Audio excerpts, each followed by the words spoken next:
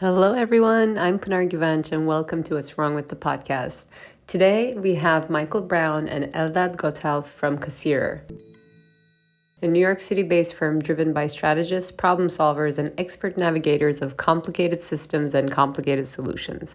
Kasirer builds coalitions and consensus to win support for their clients across industries, interests, approvals, and all levels of government. Our first guest is Eldad, Kasirer's Senior Vice President of Real Estate.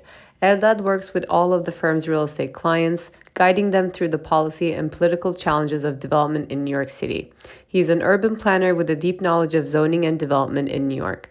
Eldad also served for 8 years as an adjunct professor of urban planning at Columbia University's GSAPP, where he taught classes focusing on land use approvals, zoning, and housing policy, along with leading several planning studios. Joining Eldad is Mike Braun, who directs Kasirer's business development efforts, advises the firm's principals on key operational activities, and leads the firm's communications, facilitates firm-wide coordination, and supports recruitment, management, and professional development. Mike is also heavily involved in civic and charity work. He started his own local organization called Astoria Young Professionals, which hosts social, philanthropic, and community events for the young professional network in the neighborhood. Mike was recognized on City and State's Queen's Power 100 list and received numerous awards in the built environment industry. Enjoy.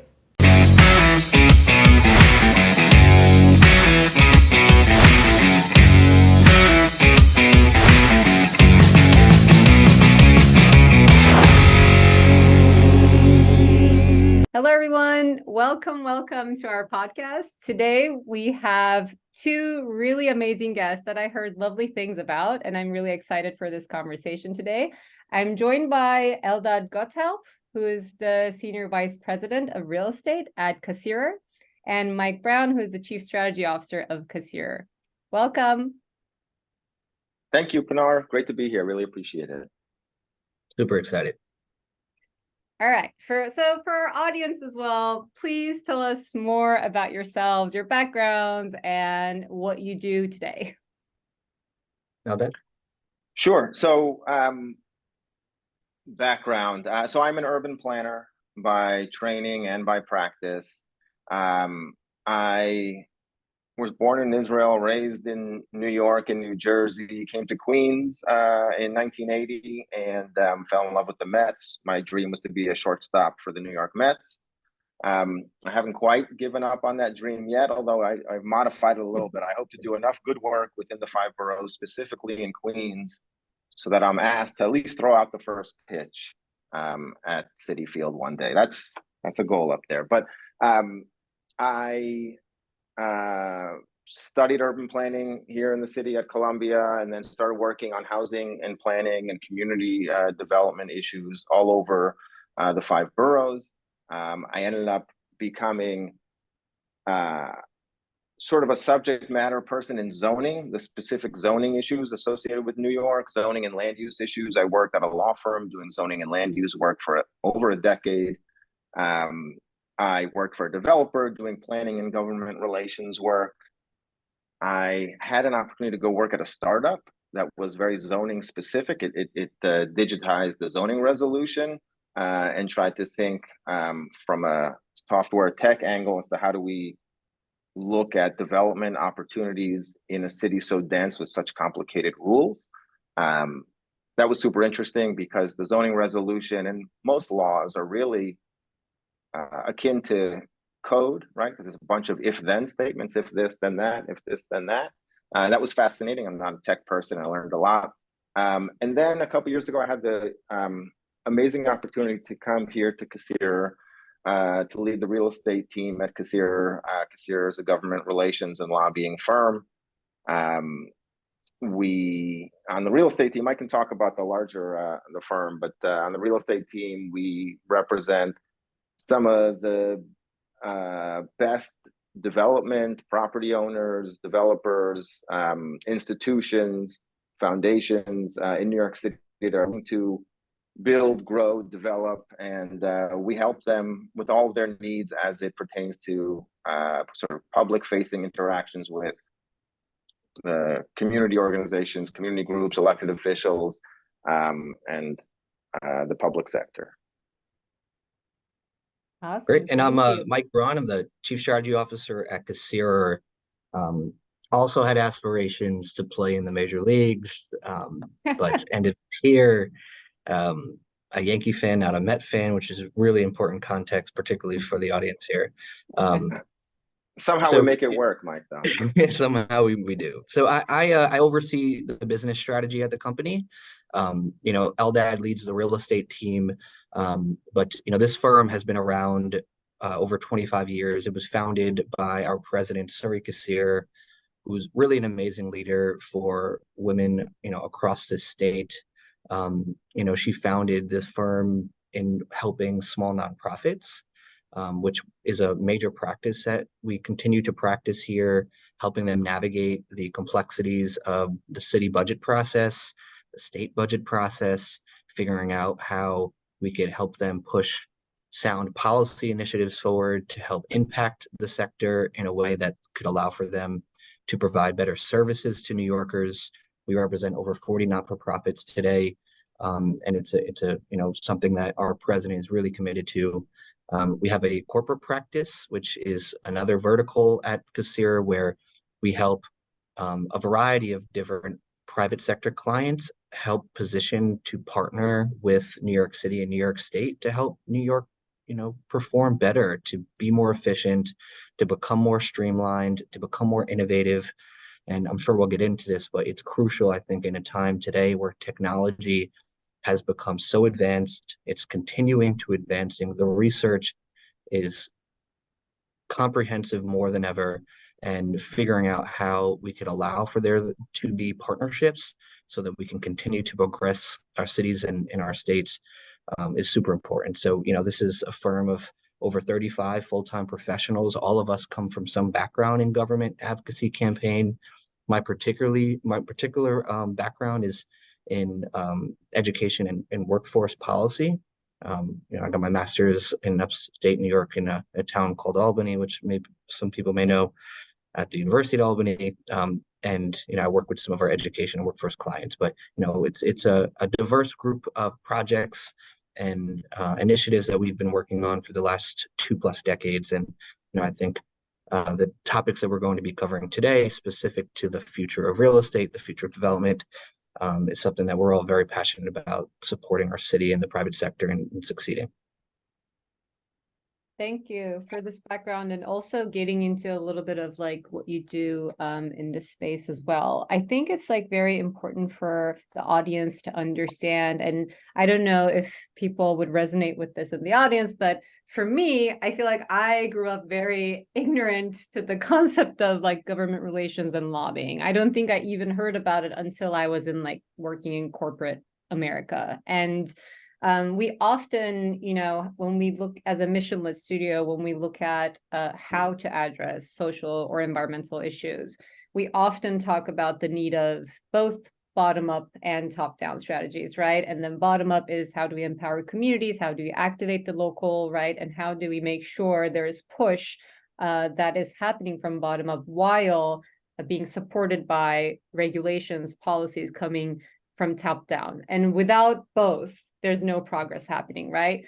What I realized over time more and more, what you all do is kind of being the center of the two, making that happen, right? And it is so crucial to understand how that works, how that operates, I think, to be able to bridge that gap. Because I think what we see today, there are a lot of like grassroots initiatives, like push from small organizations, like nonprofits, like you mentioned, community groups, collectives who are like working on things. And there are also regulations and policies that really don't meet the needs that we actually have today, right? So them not being connected well together is not necessarily serving us in where we want to get to. So I would love for you to kind of zoom into a little bit of what that looks like in your work in a day-to-day, maybe in real estate, but maybe in educational space, or maybe in community space, right? And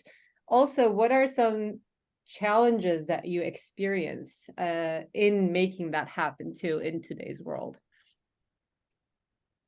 Sure. So if you don't mind, I'll jump in right there. So I think, first of all, you framed it in a really interesting way. The way that we look at it is, and the subject itself, whether it be real estate or corporate issues or educational issues or nonprofit, social service issues, the subject almost doesn't matter. I mean, it matters, but the structures, understanding the structures, I think, are what allows us to do our work well.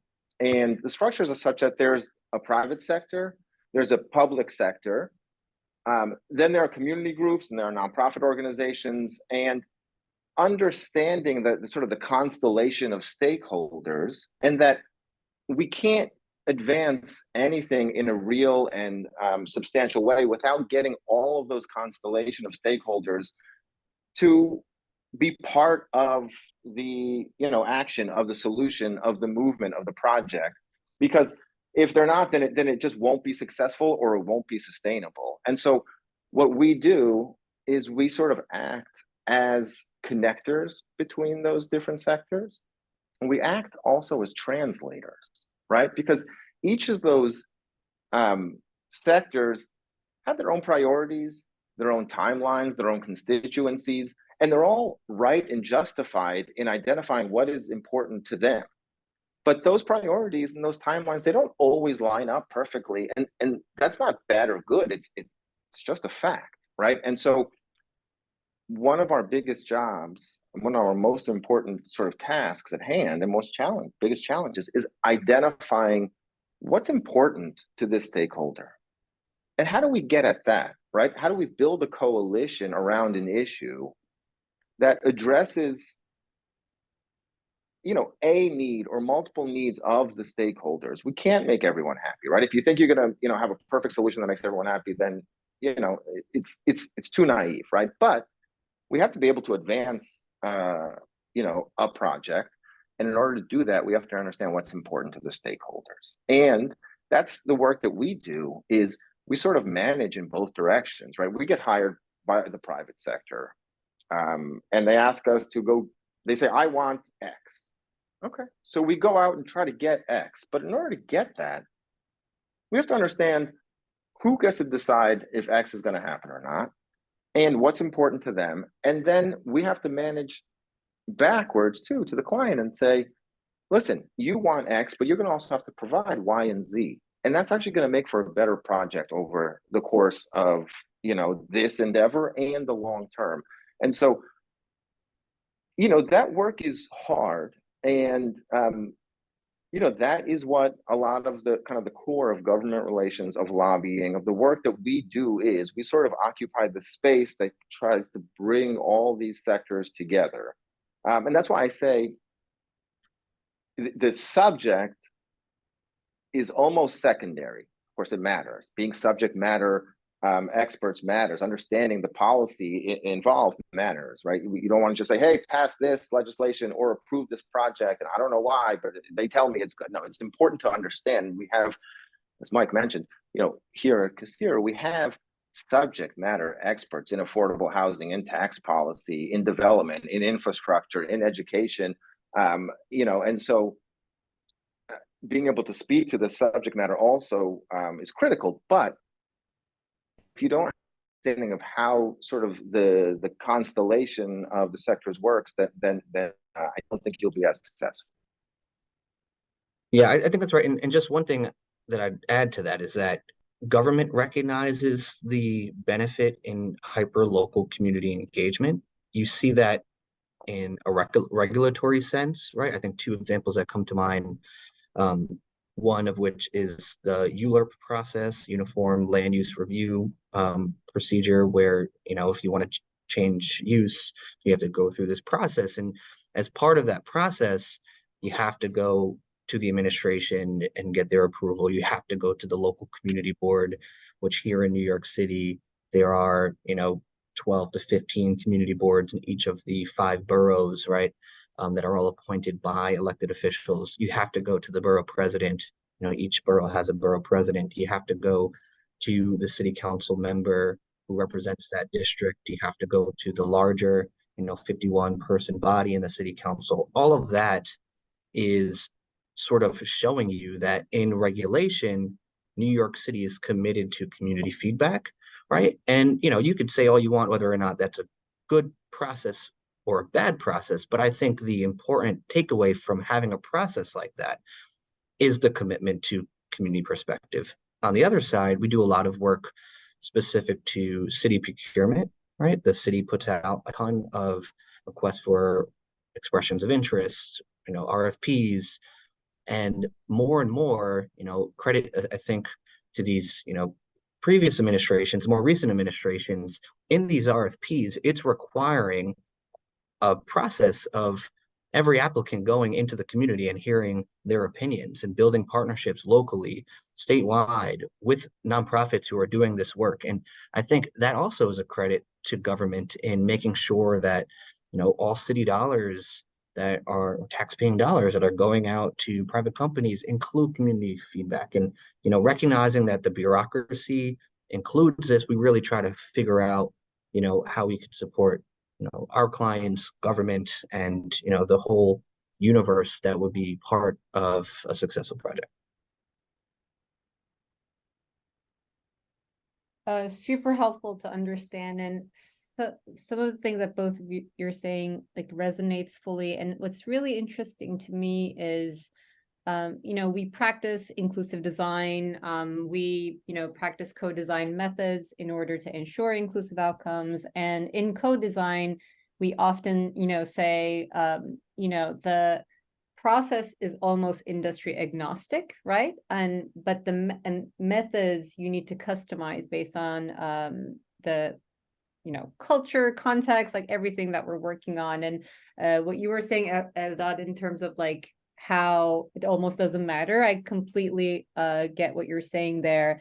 And also what's really interesting to me is like when we talk about inclusive design, we talk a lot about, it starts with just listening, right? Active listening. What do people want? What do people care about? And then from there, switching to kind of inclusive storytelling. Okay, so if they want that, how do we communicate that, right? And how do we get people on board with that? And I think in all this process, what's really interesting to me is that, especially when we talk about any issue in the world today, right, from like climate change to social justice, we often say like, oh, we need to collaborate on solutions, which at this point we kind of have this like hate-love relationship with the word collaboration because it's such a loosely used term. Like, what do we mean anymore by that? Just because two parties come together doesn't mean they're actually effectively collaborating, right? So that's why it's very important to talk about what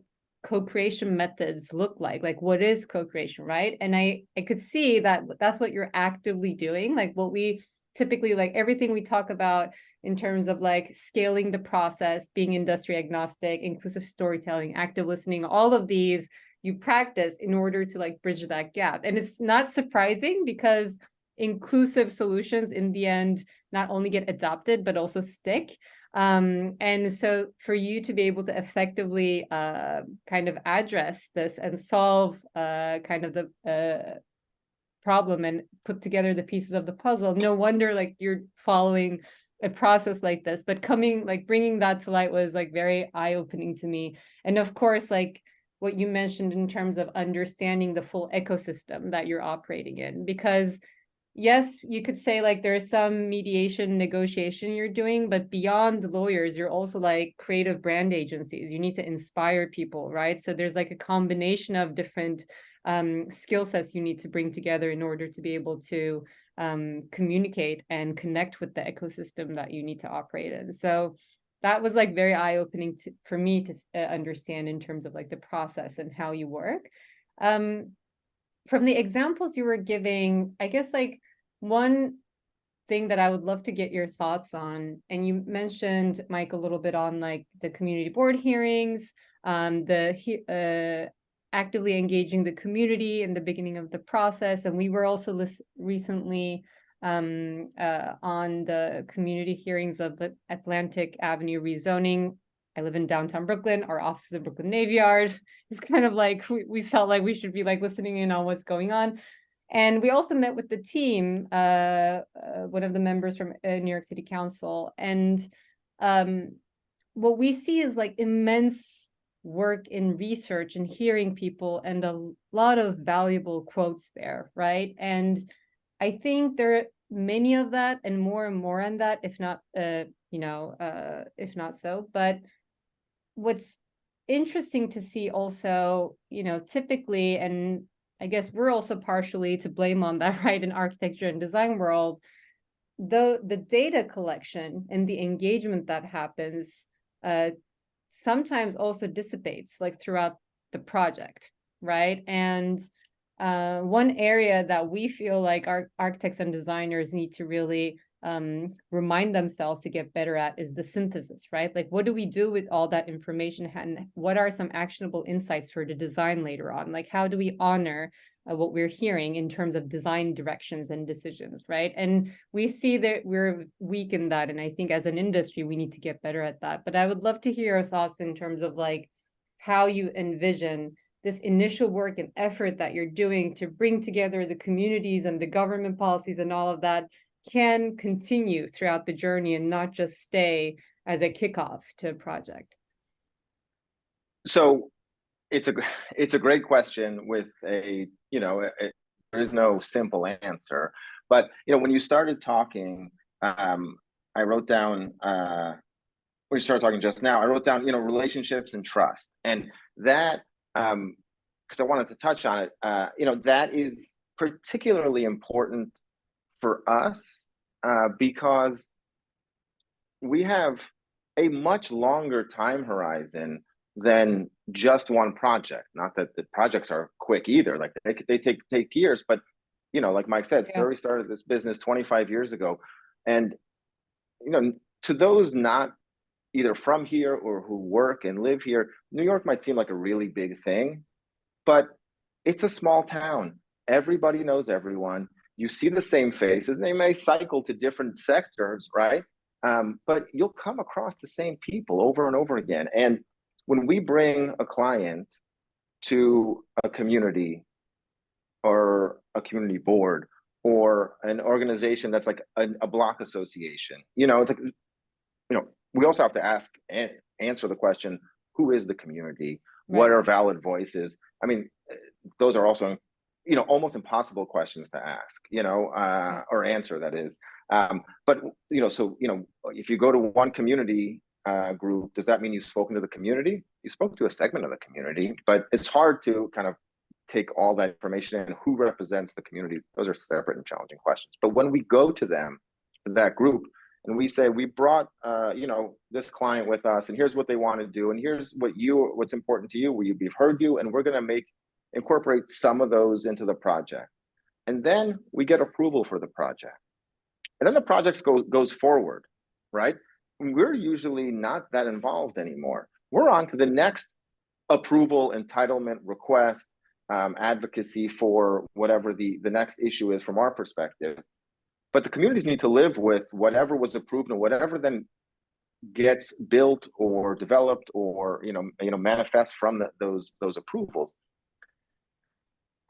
And if it's not what they were expecting, it may not be exactly what they want, but life is about managing expectations, right? And so there's not getting what you want, but there's also not getting what you expected, right? And so they may not want a new big building, but if we said to them, look, it's going to be X amount of stories, there's going to be retail, there's going to be non-chains or community groups, or at least a nonprofit space in there, or something that is beneficial to them, and then it doesn't quite materialize, then they're upset.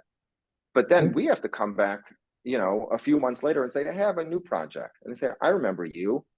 You promised one thing and then didn't deliver. And we're left with it because you might move on to the next community, but we live here. And so for us, developing, building, enhancing the relationships that are built on trust, both in and out of government, because also elected officials come and go, but they cycle and they rotate to different locations. They either are in an administration and they run for office, or once they're term limited out, they might go into the next administration, or they go from the city to the state administrations. And people in the private sector, sometimes our clients then become part of administrations and vice versa. And so just making sure that the follow-up is there matters so much more to us because the integrity of our word is critical to our business, right? It's critical to our business model. And so it's hard, Yeah. but it's something that we think about all the time. Yeah, and that I mean, the business model piece I think is important here because it further explains how we hope to work and how Surrey, I think, has structured this company where, you know, just like any consultant, sometimes we're brought on for a specific project, but what we really encourage is to be brought on as, you know, their New York City eyes and ears, right? Their community liaisons, and you know, a lot of the work post a project, big or small, is relevant to helping them be a responsible landlord in the real estate space, helping them be a responsible corporate citizen, right? And continuing that engagement, right? I mean, we've seen clients of ours that will work with us for a project and then, you know, continue, you know, separate ways. And unfortunately, that brings challenges at times, right? Right. So that sustainability of a relationship that Eldad's talking about, I think is critical to the reason why you would bring on a firm like ours. And we try to encourage that, you know, recognizing that sometimes it's resources are limited and we get that more than anyone, but you know, we try to encourage the importance post-project completion to ensure that you're still, you know, giving back and being part of that area, that neighborhood, that community. Right. I mean, I think that's like such a good point because the way you start the journey, right, is such a co-creative way. And when you have to leave, suddenly if that format changes, and if, you know, people who are following the process is not fully on board with what has been discussed in the beginning and goes out of the way and eventually creates maybe distrust in the community, and the cost of that on, you know, on repetition, on cycle, I would argue that is more costly than the initial resource allocation, right? But I wish like we could like quantify that more because numbers, statistics always work more effectively. But if anything, how we see co-creation and co-design, if you really want to translate into like a business case, it's like hedging risk, because if you increase sense of ownership and belonging in the community in a project, it's more likely that your project will thrive, more likely you will have tenants there, more likely you will attract retail, right?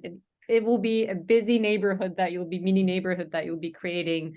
And people, there's actually a sense of community there, which makes also a space sustain, right? And I think I'm hoping, you know, we in a city like New York, New York is also very difficult because we hide behind the everybody wants to be here a little bit, right? So it doesn't matter if one community is upset, almost another one will come, right? But it's also, it won't sustain in the end. And I think we need to understand that. There was one movie, oh my God, I'm forgetting which one it was, but it's one guy in the movie said, the coolest neighborhood of New York City is now Philadelphia. And I just, you know, I'm like, we don't want to like get there too. And I think the relationship aspect and people who have those relationships and building trust is so hard, right? Once that distrust happens, it's so hard to change that perception too. Like typically when we come into design research,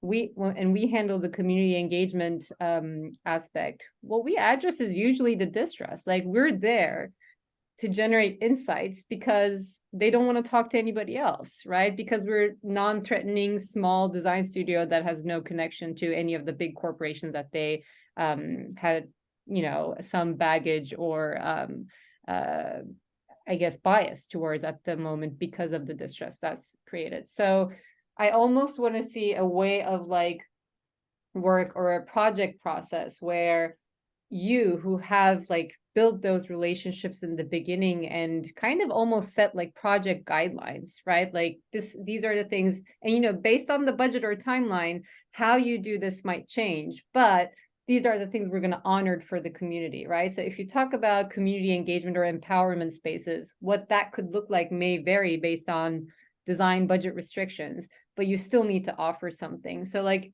as the people who set kind of like the guidelines, it's almost like you have to stay in the project.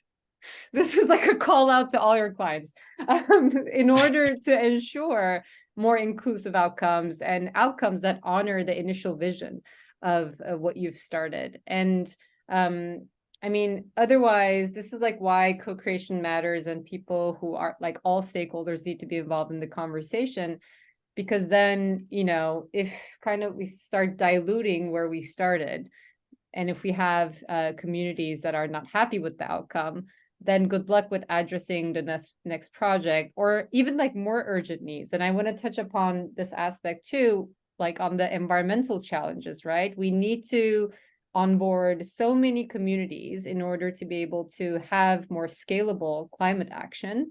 And now we have many communities who don't trust governments or large organizations. And now we actually have severe urgency in order to be able to move in some of these. So would love to get your thoughts on also in terms of like urgent matters where we need to have people on board.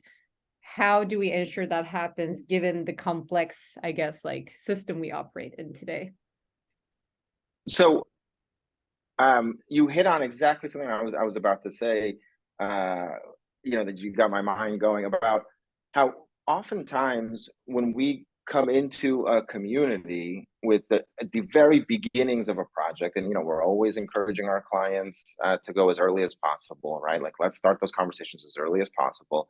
But on some level and in certain circumstances, no matter how early we go, and even if we're going hand in hand with an elected official or a city agency, I mean, again, I lead the real estate team here. Sometimes we're coming in as, you know, like public enemy number one and public enemy number two to communities. We're real estate and we're government, right? And there is an argument why there might be a legitimate distrust of both, right?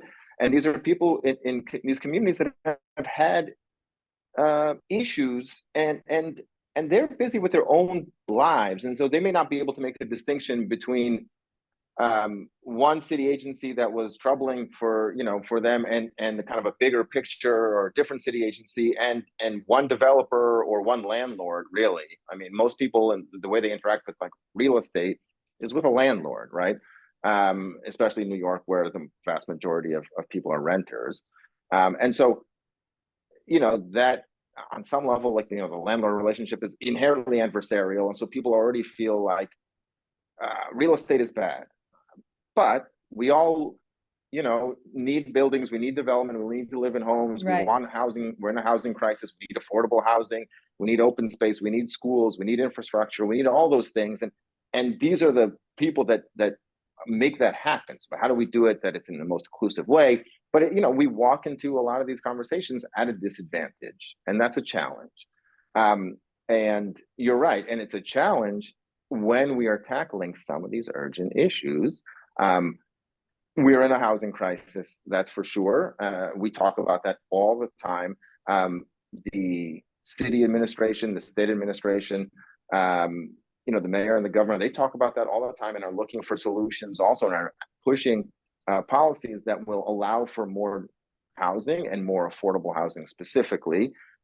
There are a lot of challenges associated with that. About how to get those policies approved and how to get buy-in from communities who hear more housing means they think it might mean higher rent for themselves, or to be pushed out, or gentrification, or this is not for me. Those are hard conversations to have. And then to your point about, you know, climate issues, sustainability, I'm actually later this afternoon, in a couple hours, giving a talk at the Clean Energy Summit that's being put on here here in the city, giving a talk about just this topic of how do we navigate the public-private sectors, because there is no lasting sustainable solution without kind of a cross-sector partnership. But, you know, the good news is we've done it before and we deal with it every day. And it's going to take some education, it's going to take trust, it's going to take buy-in, and it's going to take bringing people along. but I'm an optimist. I think we can get there. Yeah, and there's so much opportunity right now. I mean, at this event that Eldad's speaking at, you have like national and international experts that are dedicated and committed to New York, which I think excites me, from battery storage to offshore wind to thermal to solar to things I've never even heard about before, right? I mean, the amount of smart people in this world just makes me feel insecure that I just like didn't do enough in my life. But um, it's also just remarkable and inspiring, right? And also we have at every level of government here in New York, super ambitious, which is a great thing, but super ambitious ESG goals, right? Going net zero, transitioning to electric vehicles. There are so many policy priorities at all levels of government right now because they understand the importance of this and that the time was yesterday, but even more so right now because that's all we got, right? So I think recognizing the commitment also creates challenges for us because Right. you have the Inflation Reduction Act, the infrastructure bill, these are real federal dollars, real federal monetary commitments that we see as the United States to support local and state government in implementing a clean energy transition. Incredible, right? Yeah. Now the challenge is how do we spend this? Where do we spend this? How do we get the best use of these dollars? How do we benefit those disadvantaged communities, in New York here in the outer boroughs that have been for too long negatively impacted by bad environmental policy? How do we prioritize environmental justice? These are all, I think, the questions that government is asking, industry is asking, policy people like us are asking, and the opportunity is now, and it's exciting, it's nerve-wracking, Right. but I think it's better that we have the experts that are doing the work in the right rooms, and we're helping to try to navigate that as well. Yeah, which I think it's the, typically when we talk about design innovation, to realize an innovation, the challenges are not necessarily always about the innovation itself. It's actually the system that we're trying to operate in gets in the way of that innovation, right? So what you're saying is like also to me like makes me think of we're not short of developing really impressive like strategies or innovation to address our challenges. It's more about navigating the human experience around all of that and developing strategic tactics or even like enabling communication between stakeholders in order to be able to realize those, which I believe what you all do is really crucial to realize that. And I think if anything, what I'm hearing from all this conversation is that your role should actively also be more involved in the process of the projects as well, not only in the initiation, in order to ensure the outcomes, in order to ensure the process increases the sense of belonging, because we want people to be on board on these changes that we try to realize in environmental and social justice, and for the outcomes to be inclusive of the needs. And I think, yes, we can't get everything we want in an outcome, but if people were on board in the journey, right, they also have a better understanding of why those outcomes don't come about. And I feel like we know we kind of have a sense of what we need to do, but we need you on board because, again, even though these are like we can be issue agnostic, how we're going to develop methods to address those, it needs to be customized based on project location. Everything we're talking about here today, I mean, I know we're talking about New York City or US context, but it's quite global, and in that sense these insights are quite universal too. I mean, I'm going to Mumbai next week and we are going to talk about the Dharavi redevelopment, right, with the climate goals that Mumbai has. And this is similar problem area, different context, different culture, different needs, but again, it's such a global matter and we need more people like you to address this, and not only in the beginning, but also in the process, is what I'm like hearing from this conversation. I can hear from you all day, but I do want to be mindful of our time. So I need to switch to the part where I ask for your advice. So for anyone who wants to push for progress, shake things up a little bit, what would be your advice to them? Mike, you want to go first? No, you got it. Okay. Well, be like Mike and respect your elders. No, just kidding. So I won't get too into it because I touched on it a little before, but careers are long, relationships are long, and industries are small. So in addition to the fact that it's the right thing to do is to be a good person and kind and respectful and collaborative, it's also the smart thing to do. I was an adjunct professor for 8 years at Columbia, and that's the advice I give my students all the time. Is just be aware, think you're going to see this person again. Even if you don't, it's nice to be nice to them. It's right to be nice to them. And people like to work with people that they like to work with, right? It's like we're talking about big things and big ideas and big buildings, but at the end of the day, any job is, one-to-one, it's human to human. And so if you're not a jerk, you're actually going to be more successful, right? And so that's advice I would give. And then I would also just say, to, I guess, be confident, be curious, be ambitious, be yourself. And just in general life advice, you should love yourself, be kind to yourself also. I think that's so much, frankly, it's not really industry talk, but frankly, so much of the interpersonal challenges is because people are just kind of hard on themselves, and then they become insecure and selfish, and then they act in ways that maybe they don't even want to. So just be kind to yourself, and then be good to others, and the rest of the stuff will flow from there. Oh my God, love that. I think, Pinar, you could tell that Eldad's a pleasure to work with, just by that. I Thank think you, Mike. Just the last thing I would say is just, get involved.